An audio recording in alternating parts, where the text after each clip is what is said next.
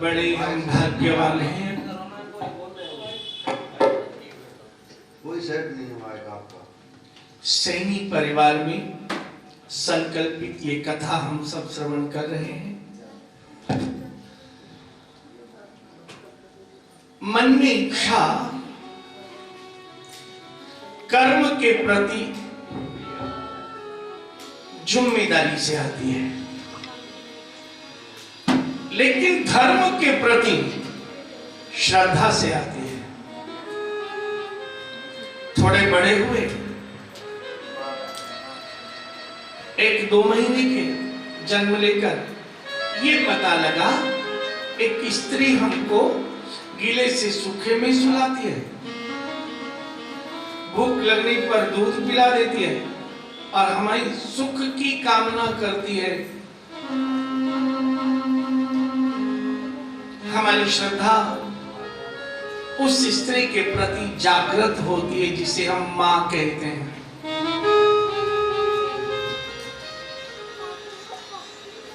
लेकिन मां पुत्र से अंधा प्रेम करती है। 5-7 दिन का गर्भ पेट में हो, डॉक्टर से पता लगे मां बनने वाली है और तभी सद्भावना जागृत होती है, जन्म सफल हो गया, ऐसा भाव जागता है। न तेज चलती है, न तेज दौड़ती है, न ज्यादा गर्म ठंडा खाती है, एक मर्यादा में उस गर्भ के बालक की रक्षा करती है।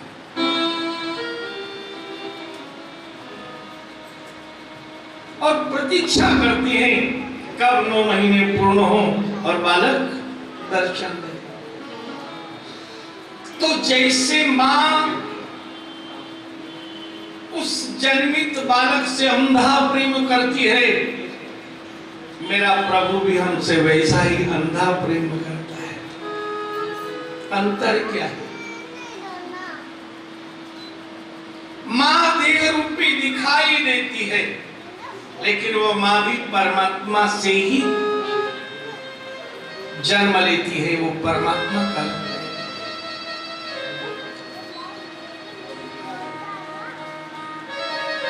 थोड़े दिनों में वही सुख हमें मिलता है, पिता से, भाई से, बहन से बाजार घुमा लाए, कुछ खिला लाए, तो जो प्रेम एक श्रद्धा मामी थी वो थोड़ा हिस्सा हुई पिता भाई बहनों को मिली।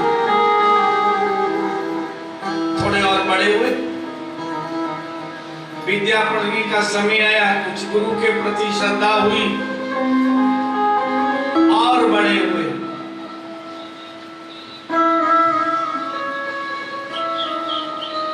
हमारी समझ में आया कि हम शरीर से प्रेम करते हैं, हम और हमारे शरीर को जो भी सुख देगा हमें उससे भी प्रेम करना पड़ेगा। शरीर की संपूर्ण व्यवस्थाओं के लिए हमें परिवार से प्रेम करना पड़ेगा,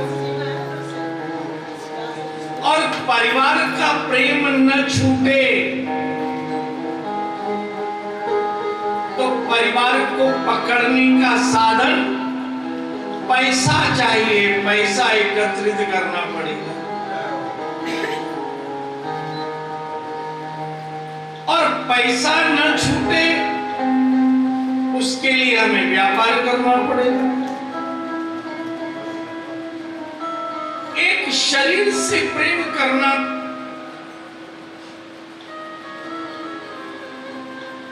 और उस शरीर की रक्षा के लिए परिवार, विद्या, व्यापार, धन, सबकी आवश्यकता हमें महसूस हुई। कभी गुरु से ज्ञान मिला कि हमारी इतनी आवश्यकताएं नहीं है, हमारा परिवार, हमारा व्यापार, हमारा पैसा जो शरीर की रक्षा करता है, वो रक्षा स्थिर नहीं है। उस रक्षा में गुरु का ज्ञान और भगवान की कृपा की आवश्यकता है। जिस दिन डॉक्टर दवा दे और दवा नहीं लगे, उस दिन गोविंद की याद।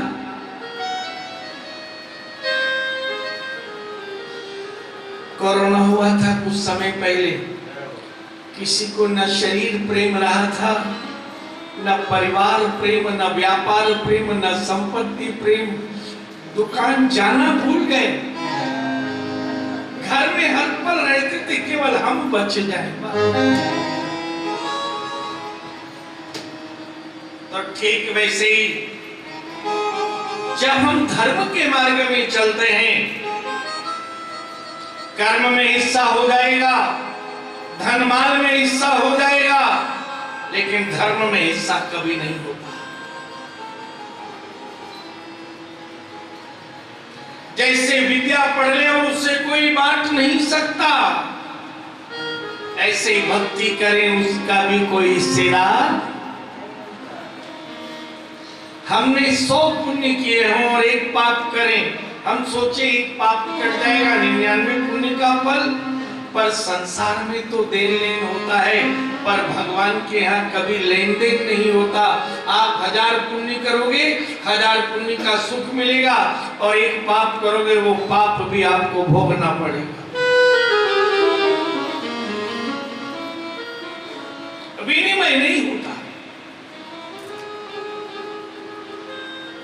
ठीक वैसे ही कथा का आरंभ करते हुए व्यास जी प्रथम श्लोक में स्तुति करते हैं। 4 वेद हैं, उपवेद हैं, 4 शास्त्र हैं, पुराण हैं, 18 श्रुति, स्मृति, निरुक्त, छंद, लेकिन ऐसी स्तुति कहीं नहीं की जो व्यास जी ने भागवत में की। कृष्णं नारायणं वन्दे, कृष्णं वन्दे व्रजप्रियं, कृष्णं द्वैपायनो वन्दे, कृष्णं वन्दे प्रथासुतम्।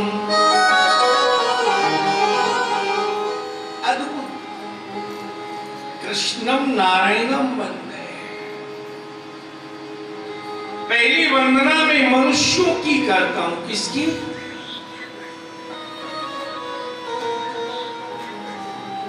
जिन्हें मनुष्य की काया मिल गई है, मोक्ष का अधिकार मिल गया है, उसके पाने का प्रयास करें न करें। गोस्वामी जी ने तो लिख दिया, मनुष्य जन्म परमात्मा ने दे दिया, स्वयंवर तुम्हें करना है। चाहे धर्म मार्ग पर यात्रा करो और चाहे भोग मार्ग पर, चाहे योग मार्ग पर, ये तुम्हें स्वयंवर करना है। साधन धाम मोक्ष कर द्वारा, पाहि न जीव पर लोक सवारा।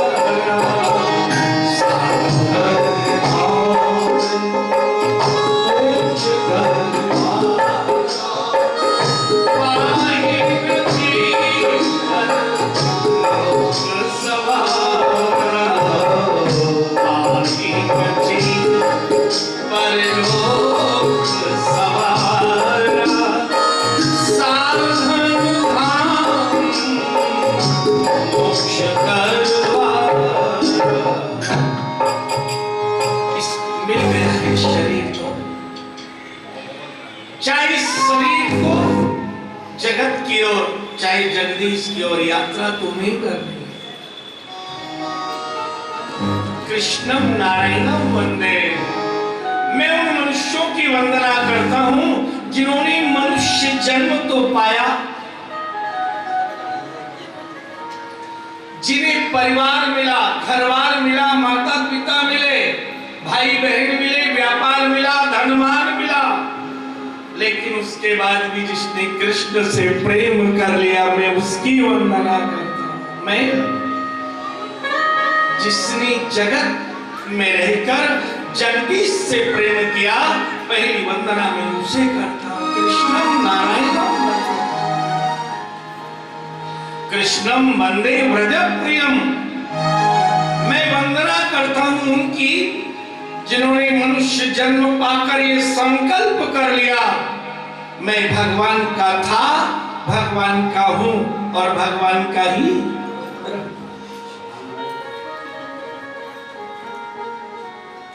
जिसने ब्रजधाम वृंदावन से प्रेम कर लिया कृष्णम वंदे व्रज प्रियम। ये ब्रज क्या है? ये सत्संग ही ब्रज है। जिसने मनुष्य जन्म पाकर सत्संग से प्रेम कर लिया, लेकिन सत्संग भी तब मिलेगा जब कृपा होगी प्रभु की। बिनु सत्संग विवेक न होई, राम कृपा बिनु सुलभ न सोई। बिनु सत्संग विवेक न होई, राम कृपा बिनु सुलभ न सोई। सत्संग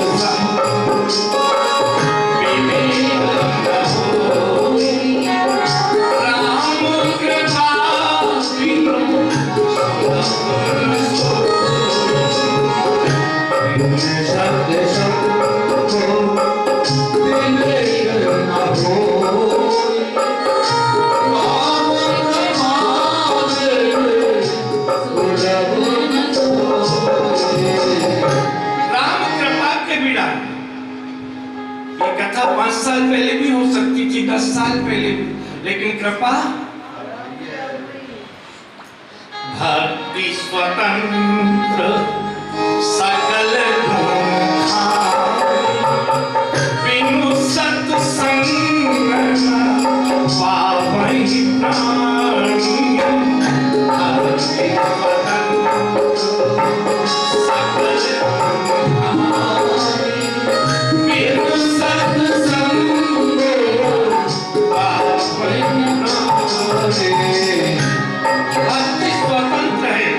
सारे गुणों की खान है, लेकिन सत्संग के बिना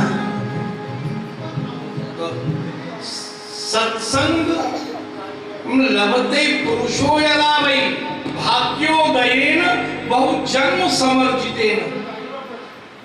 जिस दिन भाग्य का उदय होना हो अनेक जन्मों का, एक जन्म का नहीं, जितने जन्म आज तक हो चुके हैं उनमें जब भाग्योदय होना हो तब हमें सत्संग की प्राप्ति होती है।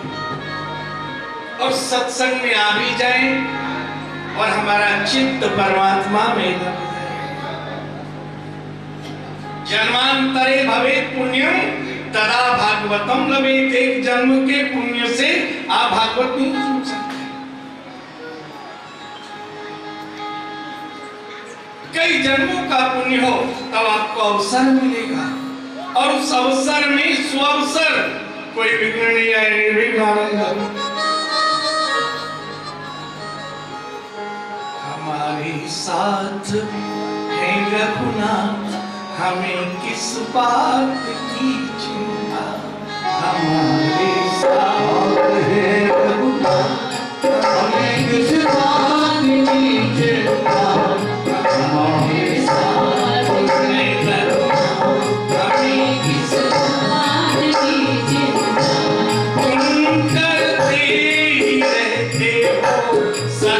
बिन बात की चिंता तुम करते ही रहते हो, सदा बिन बात की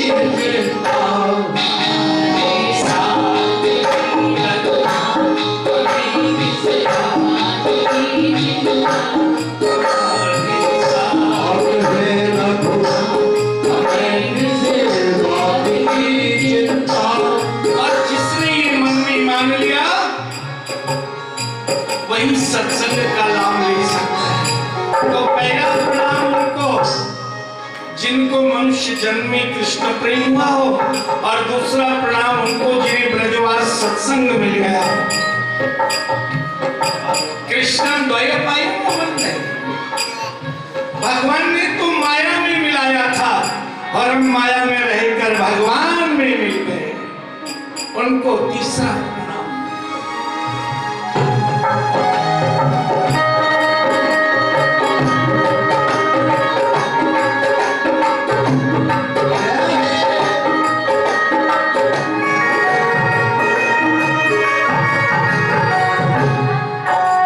आप लोग प्रकृति को देखते हैं, प्रकृति का नियम है वो वही मिलना चाहती है जहां से आई है, वही लौट कर जाना चाहती है।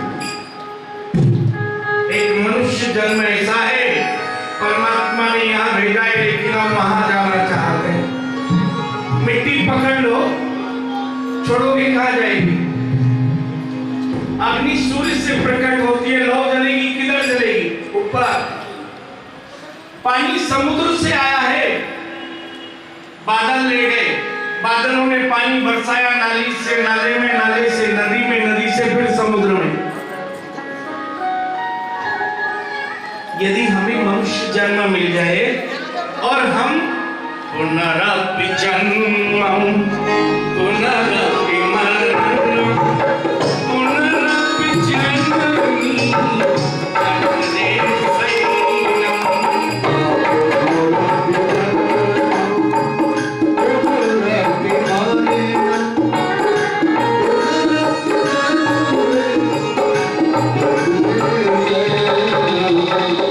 मनुष्य जन्म मिल जाए और एक ही भाव रखे कि बार बार मरे, फिर जन्म ले, फिर मरे हो। एक बात जान, प्रकृति का नियम है, आम की गुठली से आम का पेड़ लगेगा, गाजर के बीज से गाजर होगा, लेकिन मनुष्य जन्म से निश्चित नहीं है कि आप मनुष्य बनोगे। पशु, पक्षी, कीट, पतंग,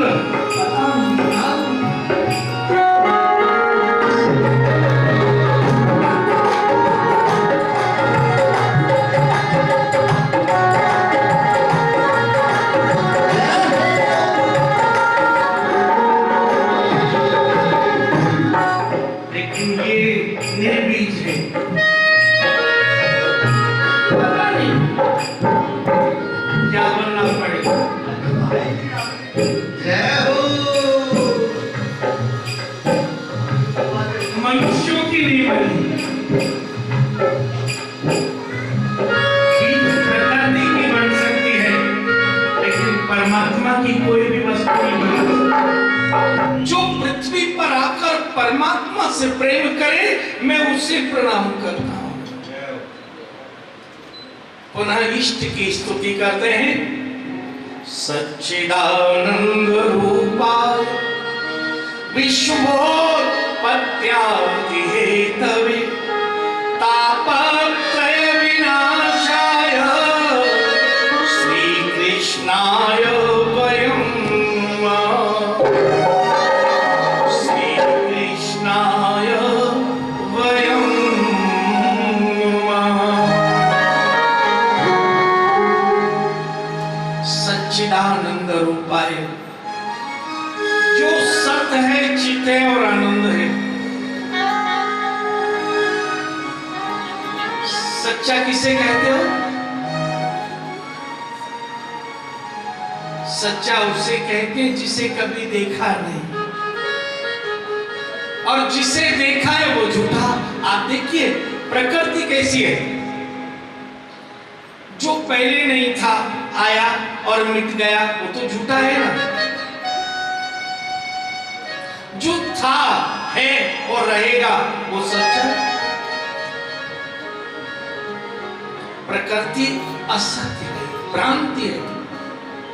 उसकी लीला देखोगे, हम लोग खाली हाथ आते हैं और पता है खाली हाथ जाना है, पर ये बात किसी को याद रहती है? चाबी तो नहीं देने वाली जीते जी।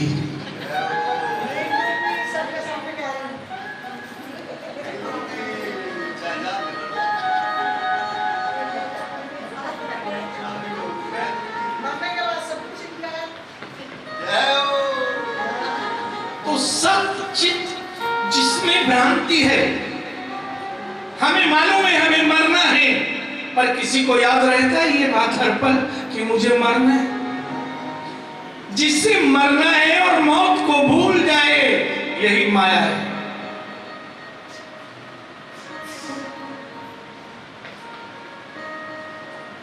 कोई पूछे कब तक जियोगे, बोले अंदर की श्वास बाहर निकलेगी तब तक गारंटी है, दोबारा अंदर आएगी इसकी कोई। जो सत्य है उसको भी भूला हुआ है।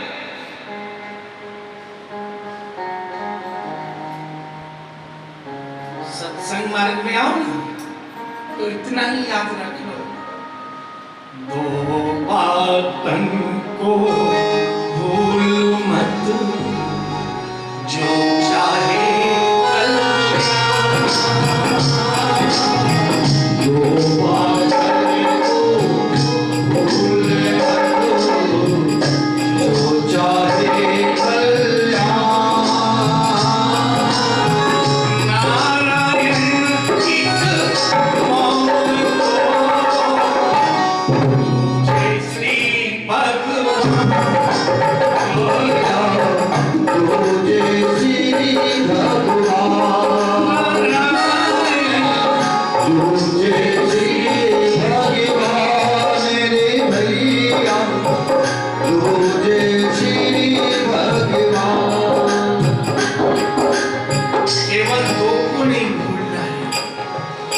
सच बात बताओ याद आती है।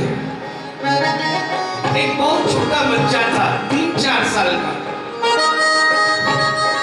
पिताजी को रोज गले में हाथ लगाता, मैं तेरा पापा हूं, और बच्चा प्यार करता।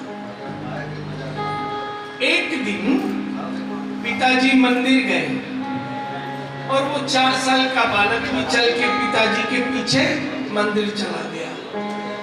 और वहां पिताजी ने भगवान से कहा, प्रभु मैं आपका हूं। बच्चा जोर जोर से रोने लगा, आप झूठ बोलते हो, आप झूठ बोलते हो, आप मुझसे कहते हो तुम्हारा हूं और यहाँ भगवान से कहते हो। रोया। पिताजी उसे बाहर लाए, बोले सच बात तो ये है, मैं तुमसे सच बात कहता हूं, मंदिर में तो झूठ बोल रहा था। ठीक वैसे एक पति पत्नी थे, जाति के मुस्लिम थे, संतान नहीं हुई। अल्लाह की नुमाइंदे थे और मस्जिद में गए और वहां जाकर अरदास करने लगे। और तब उस मुस्लिम पुरुष ने कहा, यदि अल्लाह मुझे एक संतान हो जाए तो जितना बड़ा बादल है उतनी बड़ी रोटी मैं तुझे चढ़ाऊंगा। पत्नी ने एक ठूसा मारा, बोले आपने कह दिया मरनी तो मुझे पड़ेगी, कितना बड़ी होगी ही नहीं। अब वो बाहर आए, अपनी पत्नी को बोले मैं तो झूठ बोल रहा था, न इतनी बड़ी रोटी वो खाएंगे थोड़ी, वो तो केवल दर्शन भोजन करते हैं, भगवान कभी भोजन नहीं करते, केवल देखते हैं। तो ठीक वैसे ही मैं पुत्र तुम्हारा पिता हूं, भगवान से मैं झूठ बोल रहा था। तो हम लोग भगवान का स्वरूप है सच्चा, स्थिर है, और सब पूछा जाए तो आनंद स्वयं परमात्मा है और कोई आनंद। आप 4 दिन बाद यहाँ गाने वाले हैं, अवध में आनंद भयो जय दशरथ लाल की, गाएंगे ना। गोकुल में आनंद भयो जय यशोदा लाल। तो आनंद किसमें? परमात्मा में। तो सच्चिदानंद जो स्थिर है, जिसमें आनंद ही आनंद है और स्थिर आनंद है। अब आप कहेंगे आनंद किसे कहते हैं? शाम को दादाजी घर के बाहर पहुंचे ही थे और पोते ने दोनों हाथ बढ़ा दिए। अब दादाजी ने ये नहीं देखा कि वो मिट्टी में है और उनकी नई शेरवानी और नया कुर्ता पजामा गंदा हो जाएगा। सीधा वो है आनंद। जो बालक शाम तक दादा की प्रतीक्षा कर रहा है, जो दादा उस बालक के प्रेम को देखकर भूल गया, सुध बुद्ध न रहे, वो है आनंद। भगवान का गुण क्या है? विश्वोत्पत्त्यादि हेतुवे, विश्व की उत्पत्ति करते हैं, पालन करते हैं और संहार करते हैं। ये भगवान के कर्म है। और उनकी लीला क्या है? तापत्रय विनाशाय, 3 प्रकार के त्रिताप नष्ट करते हैं। दैहिक, दैविक, भौतिक कष्ट कितने प्रकार के हैं? 3 प्रकार के।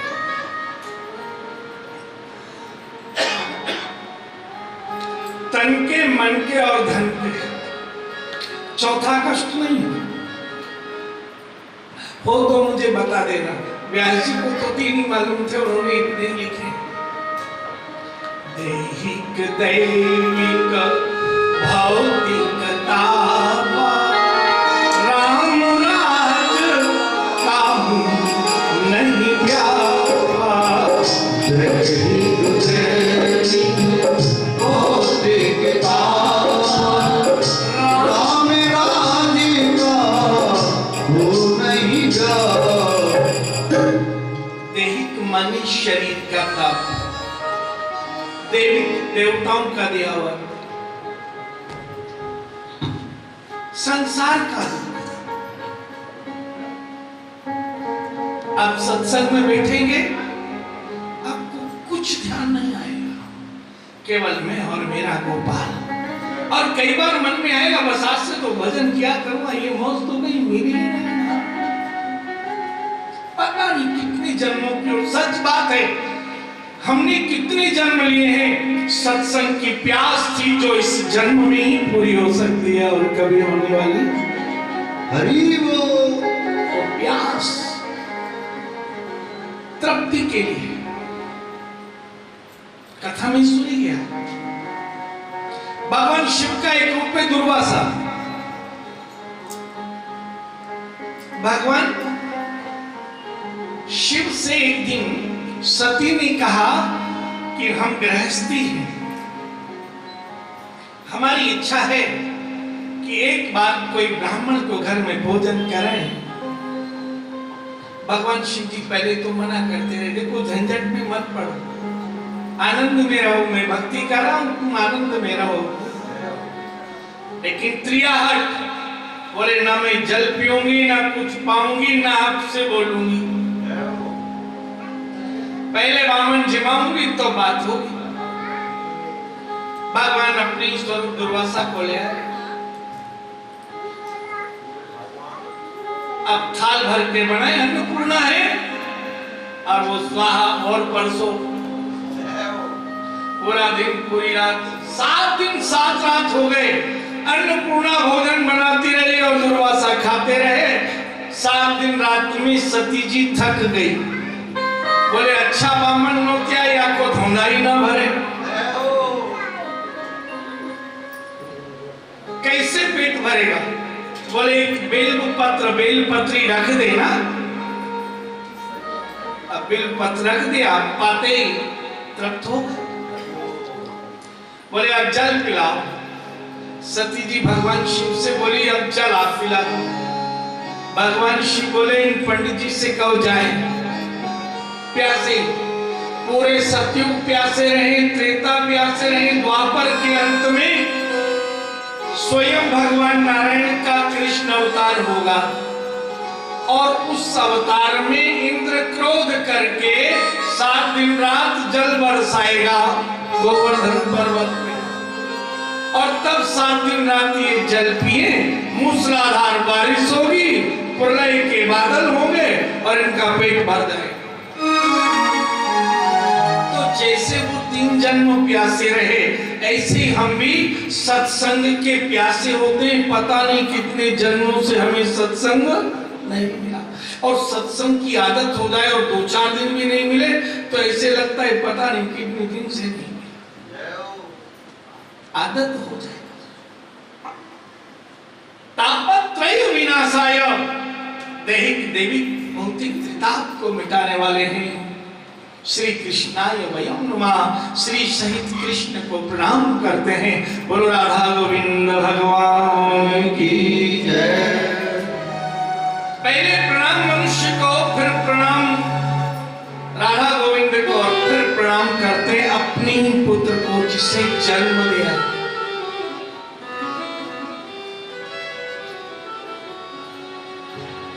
व्यास जी के पुत्र हैं सुखदेव जी।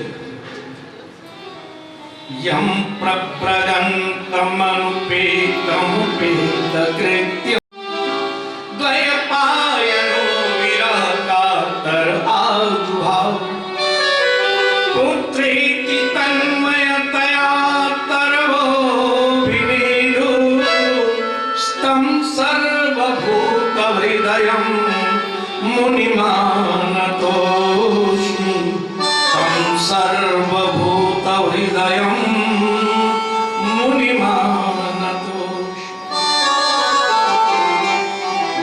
जिस पुत्र को प्रणाम करते हैं, पुत्र कैसा है? यम प्रव्रजन्तमनुपेतम पेतकृत्यम्, न तो गर्भाधान संस्कार हुआ, न सीमंत कर्म हुआ, न जन्म में नालच्छेदन हुआ, न अन्नप्राशन हुआ, न वाणी संस्कार हुआ, न यज्ञोपवीत संस्कार हुआ, लेकिन सारे संस्कार अपने आप हो गए।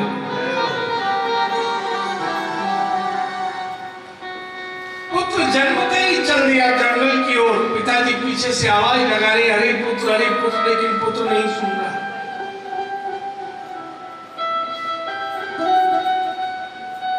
जिसने जन्म लिया है उस सुखदेव ने जन्मते ही भगवान शिव की वाणी सुनी थी,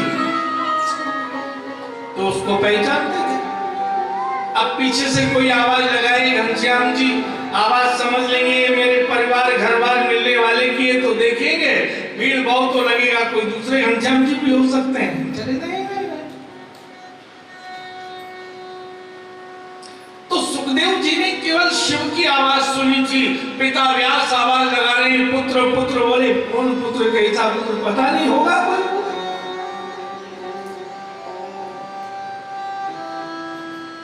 वृक्ष उत्तर देते हैं कि उनके हृदय में तो परमात्मा का चिंतन चल रहा है, उन्हें किसी की आवाज सुनाई। जिस दिन तुम्हें किसी की आवाज सुनाई न दे, समझ लो आज प्रभु की कृपा हो गई। जहां न परिवार हो, न घरबार हो, न संपत्ति हो, न सम्मान की चेष्टा हो, एकांत और पूर्ण आनंद हो, तम सर्वभूत हृदयम मुनि मानतोस्मि। मुनि उसे कहते हैं जिसने मन को वश में कर लिया हो, और ऋषि उसे कहते हैं जिसने माया को वश में कर लिया। ऋषि इच्छा करे मुझे आज एक बिल्डिंग बनानी, अपने आप बना के ठाकुर जी देंगे। जैसे पिता अपने पुत्र के कहने पर संपूर्ण कार्य करता है, ऐसे ही परमात्मा उस संत की इच्छा को पूरी करते हैं, उस भक्त की इच्छा को पूरी करते हैं। कहना हो तो उससे कहो, कहो उसी से, सुने खुशी से, करे खुशी से, कहे ना किसी से, कहो उसी से। उससे नैमिषेषु तमासीनं मविवाद्य महामतिं कथामृत रसास्वाद कुशल सौनको ब्रवीत। जैसे आप और हम इस दिल्ली महानगर में तोता तुकाराम बाजार में सैनी धर्मशाला में है, ऐसे ही इस कथा का वाचन नैमिषारण्य तीर्थ में हुआ है। सूत जी सुना रहे थे और सोनका भी 88,000 ऋषि सुन रहे थे। और सारे ऋषि कैसे हैं? कथामृत रसा स्वाद कुशल, जो कथा सुनने के रस में कुशल है। और उन्होंने 5 प्रश्न किए। ये श्रीमद् भागवत के 5 प्रश्न हैं, इन्हें 7 दिन तक भूले नहीं। पहला प्रश्न करते हैं, हमने कथाएं बहुत सुन ली, आज कथा नहीं सुनना, कथा का सार सुनना है।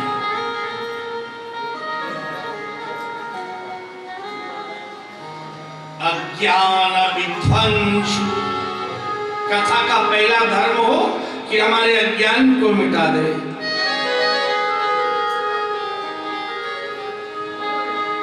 और कितना प्रकाश दे, करोड़ों सूर्य के समान प्रकाश हमारे अंदर हो जाए, कभी अंधकार आए ही नहीं।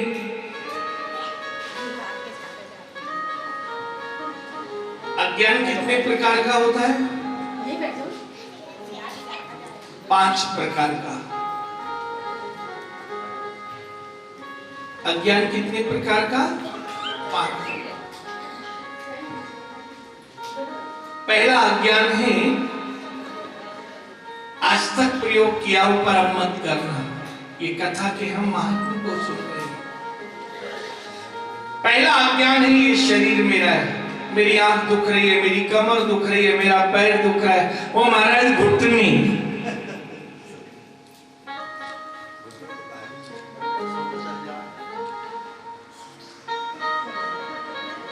ये बहुत बड़ा अपराध है। इस शरीर को हमने किसी से लेन देन करके नहीं लिया, बदले में कुछ दिया नहीं है, वो मेरा कैसे हुआ? वो मेरा नहीं, कोई लेन देन। मेरे माता पिता ने भी इस शरीर के बदले में कहीं कुछ नहीं दिया।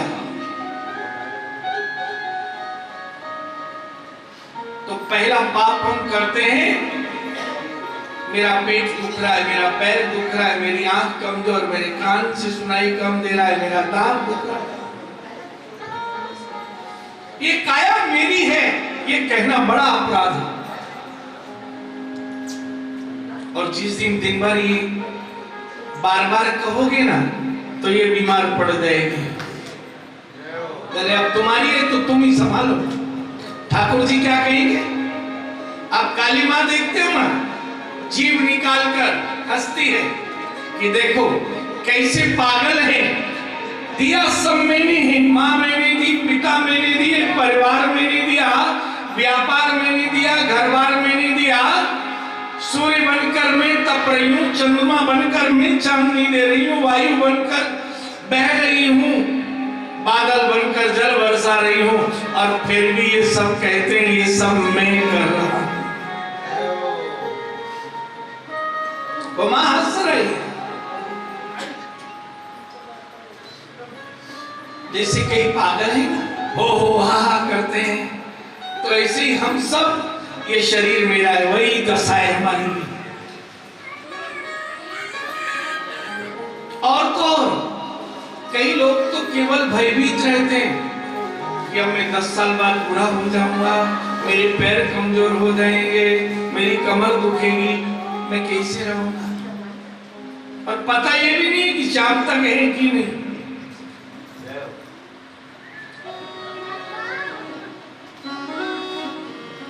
कई बार मन में आता है, बच्चे मुझे नहीं संभालेंगे तो क्या करूंगा? तो आज एक बात आपको बता दूं, सूर्य भगवान आते हैं तो उजाला अपने आप साथ आता है। सूर्य भगवान को कोई अंधेरा नहीं दिखा सकता। ऐसे यदि भक्ति तुम्हारे अंदर आएगी, एक अंदर तो एक बाहर होगा ना, तो तुम्हारे अंदर से भय चला जाएगा। क्या जाएगा? निर्भय नाद करोगे। अगर थोड़ा भी भय है तो समझो आप भक्त नहीं हो। भक्त की पहली परीक्षा है और निर्भय रहता है, निर्भय। जैसे कि स्त्री विवाह कर ले और फिर पति चाहे जैसे रखे, 200 की साड़ी पहनाए चाहे 2000, चाहे हलवा खिलाए चाहे रूखी रोटी, उसे कोई शिकायत नहीं होती, क्योंकि वो पति प्रेम में डूबी होती है। ये तो भरोसा करते हैं, लेकिन मैं रोज हलवा खाकर बीमार हो जाऊंगी, इसलिए कभी कभी कहते हैं रूखी खाओ। ठीक वो परमात्मा हमारी व्यवस्था जानता है, उससे कब क्या खिलाना है और कब खाना बंद करना है। फ्रिज में आइसक्रीम रखी और बुखार चल रहा हो, खा के दिखाओ। बुखार आएगा तो सबसे पहले भूख बाहर निकल जाएगी, क्या निकलेगी?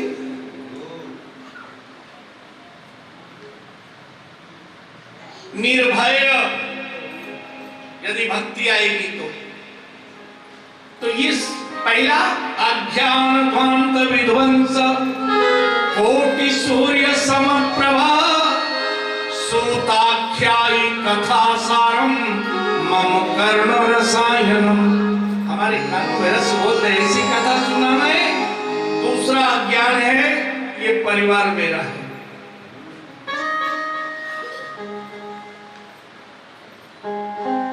कैसे मेरा हो सकता है? मैंने लेन देन तो किया है, ये संपत्ति मेरी है।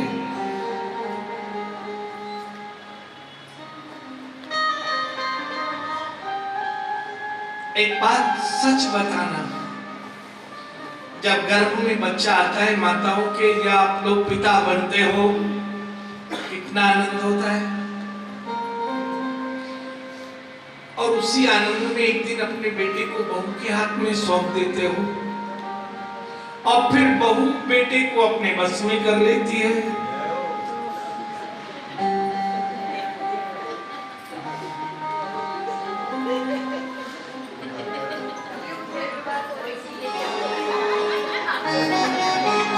अगर वो कहीं सास ससुर से या बेटा कहीं माता पिता से, आप ही ने तो बहू के हाथ में मेरा हाथ दिलाया था, मेरी गलती कहाँ?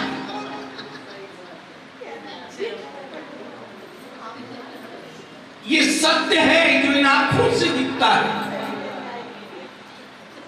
दूसरा ज्ञान, ये परिवार मेरा है। और तीसरा ज्ञान, ये संपत्ति मेरी है। चौथा ज्ञान, ये संतान मेरी है। और पांचवा ज्ञान, ये सम्मान मेरा है। ये 5 ज्ञान है। जिसे कहे तू मेरा मेरा, जिसे कहे तू मेरा मेरा, बोल बता मेरा या तेरा, बोल बता मेरा या तेरा। खड़ा हो ये तन फूंके तेरा, इसे तुम पुत्र कहोगे, वही सिर में बांस मारकर शरीर जलाने वाला है, वही सिर फोड़ेगा। जोर से रहना, बोले मुक्ति नहीं होगी अगर सिर नहीं फूटा तो। खड़ा हो ये तन फूके तेरा, बोल बता तेरा या मेरा। प्रभु कहते बता वो तेरा है या मेरा है। जिसे कहे तू अपनी नारी, द्वार तक संग है तैयारी। बस केवल द्वार पर जाएगी, एक परिक्रमा लगाएगी। जय बिहारी जी की 4 परिक्रमा तुम्हारे साथ की थी तो तुम्हारे साथ आई थी, और आज एक परिक्रमा करके तुम तुम्हारे और मैं मेरे। बता तुम्हारी है कि नहीं? बिहारी कर दी। सत्य, प्रकट सत्य। तो पहला प्रश्न है अज्ञान ध्वांत विध्वंसो इतना अज्ञान मिट जाए कि दोबारा अंदर जाने की जगह न बचे। कथा का सार सुनना है, जो कानों में रस खोलते। दूसरा प्रश्न करते हैं, भक्ति ज्ञान विरागाप्तो विवेको वर्धते महान्, माया मोह निरासश्च वैष्णवै क्रियते कथम। ऐसी कथा सुनाओ जो भक्ति दृढ़ हो जाए, ज्ञान और वैराग्य जो सोया हुआ है वो जाग जाए। विवेक दृढ़ हो जाए। कई बार लड्डू गोपाल घर में ले आए वृंदावन से, उसकी सेवा करने लगे। एक दो बार भागवत पढ़ लिया, भगवान को भी सुना दी, एकादशी का व्रत कर लिया और मन में भाव आया कि मैं तो भक्त हो गया। सुबह उठता हूँ, दूध चढ़ाता हूँ, निलाता हूँ गोपाल को, शाम को दूध पिलाता हूँ गर्म करके, भक्त हो गया। लेकिन सच बात बताएं, हम भक्त कब बनेंगे?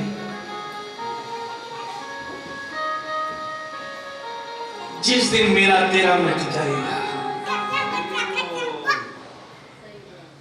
माया मिटी न मन मरा। जब तक माया नहीं मिटेगी, मन नहीं मरेगा, तब तक आप भक्त नहीं हो सकते। ये मेरा पुत्र है, ये जेठानी का पुत्र है, ये पड़ोसी का पुत्र है, ये मेरा रुपया है, ये मैं दे मूल तोर दे माया, जावस कीने जीवन काया। मैं दे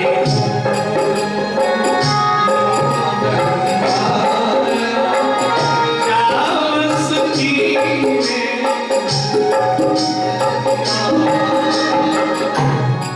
मैंने जीवों को वश में किया है। प्रभु राम कहते हैं, मैं ते मोर तोरते। अगर मेरा तेरा नहीं मिटा तो समझो आप भक्त नहीं हो। जिस दिन एक भाव आ जाए, सिया राम सब जग जान, करम प्रणाम चोरी चूक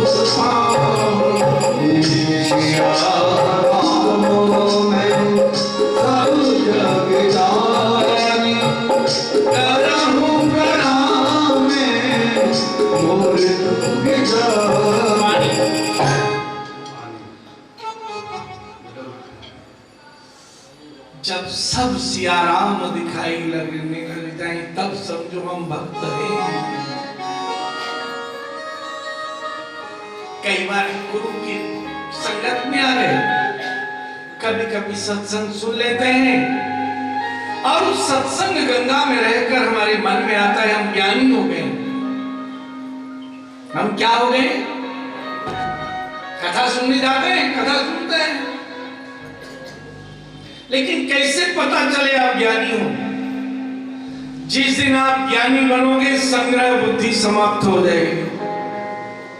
तेरा धर्म है विश्व में, उसमें एक धर्म है, उसका नाम है जैन धर्म। जैन साधु को आप देखो, एक कपड़ा एक जोड़ी पहन लो, एक धोकर सुखा दो, कल पहनना पड़ेगा, और एक चावल, बस ये संपत्ति है उनके नाम। एक फुट जमीन नहीं मिलेगी। जैन साधु जैन साध्वी बड़े धर्मान घरों के होते हैं, लेकिन उसे कहते हैं ज्ञान। और सच बात कहें, हमारे बूढ़े भैया भी बैठे हुए हैं कि 60 साल तक हम जो कमाते हैं ना, बुढ़ापे में उसको संभाल के रखने में ही हमारा जीवन चला जाता है। क्योंकि एक बच्चा अमेरिका चला जाता है, एक कनाडा चला जाता है। पहले उससे कमाओ और फिर उससे संभाल कर रखो। तो ज्ञान किसे कहते हैं? जिस दिन संग्रह बुद्धि चली जाए। वो परमात्मा सबको देता है, मनुष्य जन्म में ही तो हम जोड़ते हैं, बाकी जन्मों में सबको मिलता है। हम देखते हैं मछली को पानी में दे रहा है, मगर को पानी में दे रहा है, सांप को मिट्टी में भी दे रहा है। मच्छर बनाए तो उसे भी उड़ने की ताकत दे दी, बोले मनुष्य तो तेरे पास आएगा नहीं कि काट ले, बोले तुझे उड़ने की ताकत दे दी, तू जाके काट। उस लीलाधर की लीला देखो।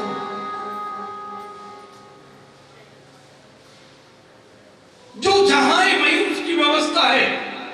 पेड़ जल के बिना नहीं रह सकते, बादल आज्ञा में चलते हैं गोविंद की, बोले जल बरसाते रहो, इन वृक्षों को भी जीवन दान।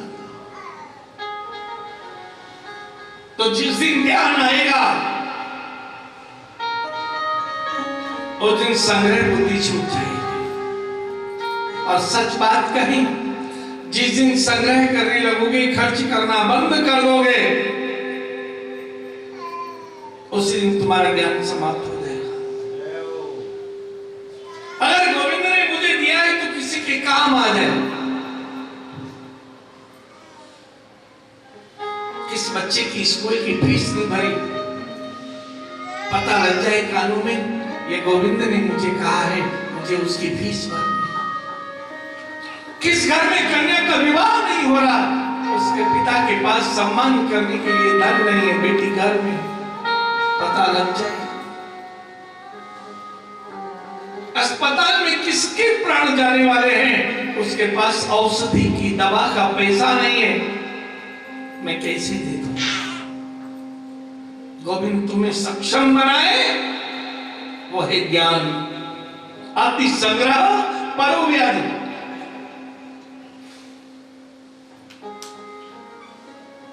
संग्रह बुद्धि चली जाएगी और वैराग्य आ जाए तो क्या होगा?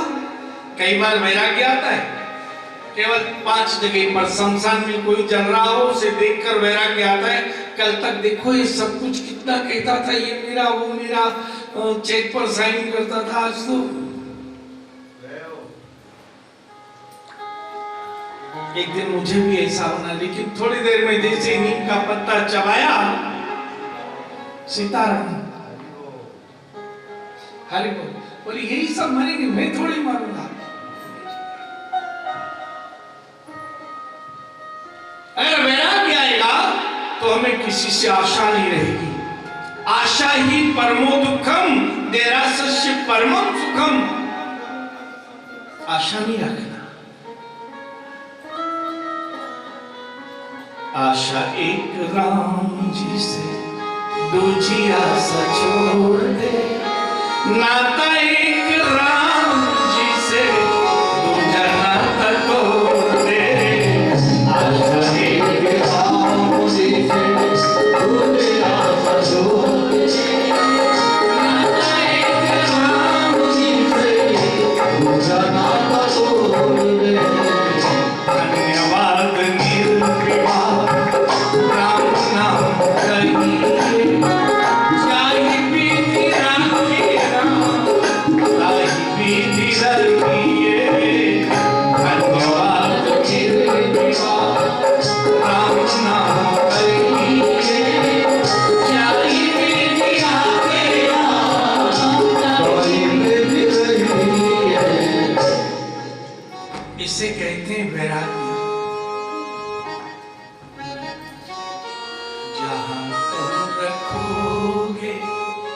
वहां मैं रहूंगा, खुशी से रहूंगा, खुशी से रहूंगा।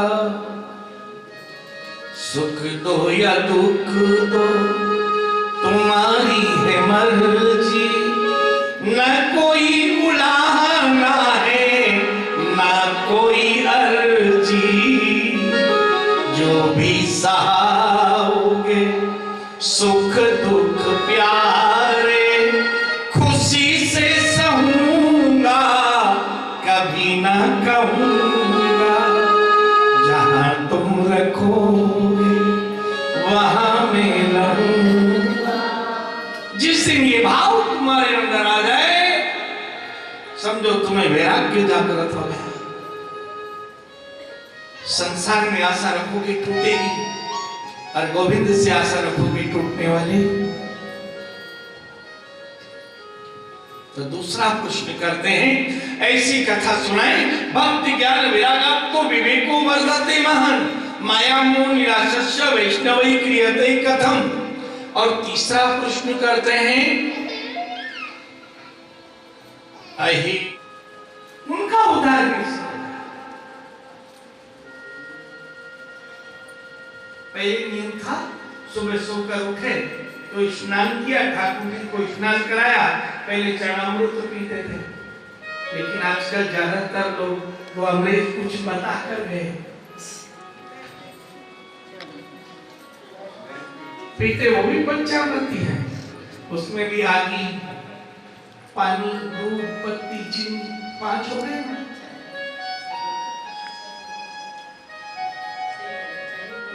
वो भी पंचामृत।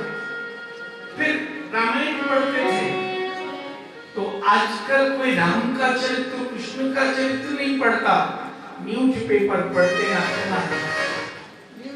वो मर गया, वो जी गया, उसका रेट बढ़ गया, उसका दाम घट गया।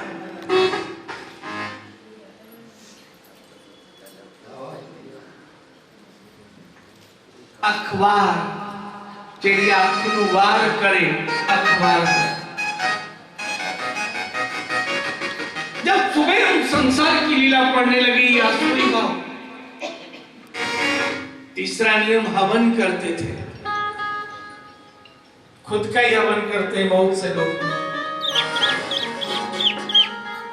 कोई हुक्का उड़ाता है हरियाणा में, अनेक प्रकार से अपना खुद का हवन। पहले नियम था, सोकर उठते थे तो माता पिता गुरु को प्रणाम करते थे। अब सोकर उठते तो वही देखते चाय लाने वाला बना के ला रहा है कि नहीं, फिर दोबारा करवट ले, फिर नींद खुली। अब किसका ध्यान है? जो चाय लाई। मां नहीं मां तो पिता नहीं दे, साधु संकर से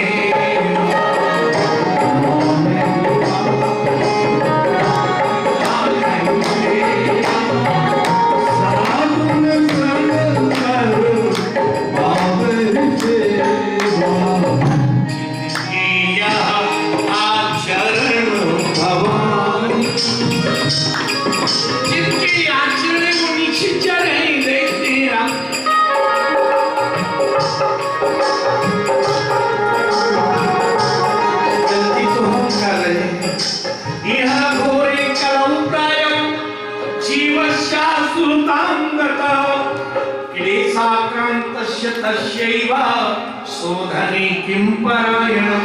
ये तीसरा प्रश्न है। मनुष्य दैत्य स्वभाव वाला बन गया और क्लेश हो गया। और पांचवा प्रश्न, चिंतामणि लोक सुखम सुरद्रु स्वर्ग संपद प्रयक्षति गुरु प्रीतो वैकुंठम योगी दुर्लभम। हमें चिंतामणि नहीं चाहिए। स्वर्ग में चिंतामणि होती है, कोई चिंता उससे कह दो वो दूर कर दे। मेरे पास घर नहीं है, वो मणि आपको मकान बना के, और चिंतामणि नहीं चाहिए, क्योंकि हम चाहते नहीं चिंता हमारे अंदर आए। चिंता आएगी तो चिंतामणि काम की है, और जब चिंता ही नहीं आए तो चिंतामणि की कोई आवश्यकता। कल्प वृक्ष स्वर्ग में रहता है, वो कामनाओं की पूर्ति करता है। गुलाब जामुन खाना है, तपेली भर के तैयार पाओ। बोले हमें वो कल्प वृक्ष भी नहीं चाहिए, क्यों? हम नहीं चाहते हमारे अंदर कोई इच्छा रहे। हमें तो यही दे दो, प्रयक्षते गुरु प्रीतो वैकुंठम योगी दुर्लभम। जो हमें कथा सुना रहे हैं उनको जितना भगवान से प्रेम है उतना प्रेम हमें भी हो जाए। प्रभु का प्रेम हमें चाहिए और कुछ सूची में सुनते मैं वही कथा सुनाऊंगा, संसार भय नाशनम और कृष्ण की प्राप्ति करा दे। लेकिन वो कथा सुनने का फल एक ही है, काल व्याल मुख ग्रास त्रास नैनन सहित वे।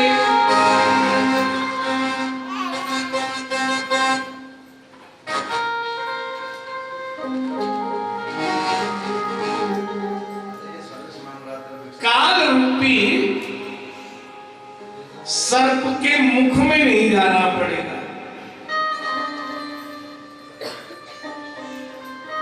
वो तेरा फल तुझे मिलेगा। लेकिन अनेक जन्मों का पुण्य हो तब भागवत सुन पाओ। कथा के महत्व का वर्णन करते कहते हैं कि जब कथा सुनाने लगे सुखदेव जी राजा परीक्षित को, देवताओं को पता लगा। इंद्र के पास गए, ब्रह्मा इत्यादि सब देवता, और कहा चल करके हम इस समय सुखदेव जी कथा सुनाएंगे, कथा हम सुन लेंगे। राजा भय के कारण कथा सुन रहा है, मृत्यु 7 दिन बाद होना है, उन्हें अमृत पिलाकर अमर कर देंगे। इंद्र ने निहार कर लिया और आ गए।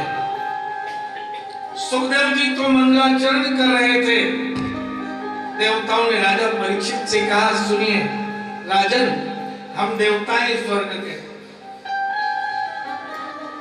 ये हमारे राजा ही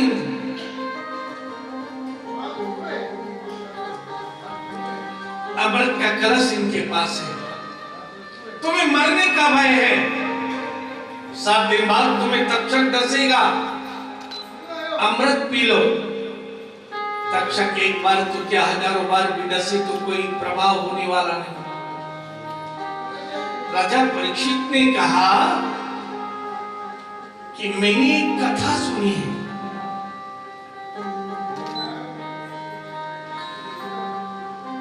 गरुड़ की मां और तक्षक सर्प की मां दोनों मित्र थी। गरुड़ रोज एक सर्प का भोजन लेने के लिए सर्पों की मां के पास आते थे कि एक सर्प रोज भोजन में चाहिए। एक दिन सर्पों की मां ने गरुड़ की मां से कहा कि रोज का जो बंधन है कि एक सर्प मुझे देना पड़ता है तुम्हारे पुत्र गरुड़ को खाने के लिए, ये बंधन से मुझे मुक्त कर। बोले बंधन से मुक्त मैं तुम्हें कर सकती हूँ, ऐसा करो इंद्र के पास में अमृत है, वो अमृत मांग कर ले आओ और मेरे पुत्र गरुड़ को पिला दो। सर्पों की मां विनीता गई और जब वनिता ने जाकर कहा इंद्र मेरे रोज एक पुत्र का बलिदान बच जाएगा, अमृत दे दो, गरुड़ की मां मुझे बंधन मुक्त कर देगी। इंद्र ने मना कर दिया। बोले विनती करने वाली जब इंद्र ने उस वनिता सर्पों की मां को अमृत नहीं दिया और मुझे पिलाने आया है, दरबार परिवार देवताओं के साथ सम्मान के साथ, कारण जरूर होगा। परीक्षित ने पूछा आप मुझे अमृत पिलाओगे, बदले में क्या देना पड़ेगा? आप मुझे किस इच्छा से अमृत पिला रहे हो? सभी देवता बोले कि आप अमृत पी लेना और जो कथा आपको आपके गुरुजी सुना रहे वो कथा हम सुनेंगे। परीक्षित ने कहा अमृत में पी लूं और कहीं मेरे गुरुदेव ने इन्हें कथा नहीं सुनाई तो लेन देन में तो बच्चा कोई सामान किसी दुकान से ले और उसके पिताजी साथ में हो तो दुकानदार एक बार पिताजी की तरफ देखता है कि ये सामान दूं, क्योंकि क्योंकि पैसे तो आपको देना। अगर नहीं कथा सुनाई गुरुदेव ने, फिर कैसे पूरा? देवताओं से कहा यदि आपको कथा नहीं सुनाई, बोले क्यों नहीं सुनाएंगे, उन्हें तो कथा सुनानी है, कोई भी सुने। लेकिन वक्ता का भी धर्म है, योग्य हो उसे ही सुनाए। कथा के मार्ग में वर्णन है, योग्य शिष्य को ही शिक्षा देनी चाहिए। अब भागवत में सुनेंगे, गुरु द्रोणाचार्य के शिष्य थे अर्जुन भी और स्वयं का बेटा अश्वत्थामा भी। लेकिन अर्जुन को ब्रह्मास्त्र चलाना भी सिखा दिया और लौटाना भी, लेकिन अपने पुत्र को केवल चलाना सिखाया, लौटाना नहीं सिखाया। चाहे जन्म देने वाला हो, पर शिक्षक का धर्म है योग्य शिष्य को शिक्षा दे, चाहे अपना ही। राजा का धर्म है यदि उनका पुत्र अपराध करे तो जिससे प्रजा को दंड देते हैं वैसे ही अपने पुत्र को भी दंड दे, ये राजा का धर्म है। तो कथा का महत्व बताते हैं। बोले मैं गुरुजी से एक बार पूछ लेता हूं, वो आपको कथा सुना देंगे तो मैं पी लेता हूं। बोले उन्हें क्या दिक्कत हो सकती है, पूछो। जैसे मंगलाचरण पूरा हुआ, हाथ जोड़कर परीक्षित ने कहा गुरुदेव ये देवता स्वर्ग से पधारे, उनके राजा इंद्र भी पधारे, अमृत का कलश साथ में है और मुझे कहते हैं अमृत तुम पी लो और कथा हम सुन लें। गुरुजी ने देवताओं को देखा, बड़ी जोर से हंसे। बोले राजा ये कथा सुनने के अधिकारी नहीं है।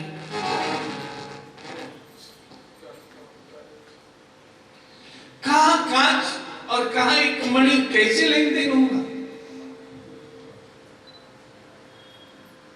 ये देवता तुम्हें कांच का टुकड़ा देकर मणि लेना चाहते हैं। देवताओं के पास अमृत तो है, अमर हो सकते हैं, पर मुक्ति पाने वाला अमृत कथामृत नहीं है। जीवन जीने वाला अमृत है, वो कलशामृत है। एक मुक्ति देने वाला अमृत है, वो कथामृत है। राजा परीक्षित ने कहा गुरुदेव कलशामृत में और कथामृत में अंतर क्या है, जो देवताओं को भी दुर्लभ। सुखदेव जी कहते हैं राजा परीक्षित कलश का अमृत जीवन देता है और जीवन में भय रहता है। हमें ये भरोसा है हम 100 साल तक तो चले ही जाएंगे, अगर आंख चली भी गई तो 10-20 साल निकाल लेंगे, कमर दुखी भी, घुटना भी दुखा तो 30-40 साल, 60 साल में दुखा 100 साल तक। और कहीं पता हो हम अमर रहेंगे और फिर घुटना दुखे,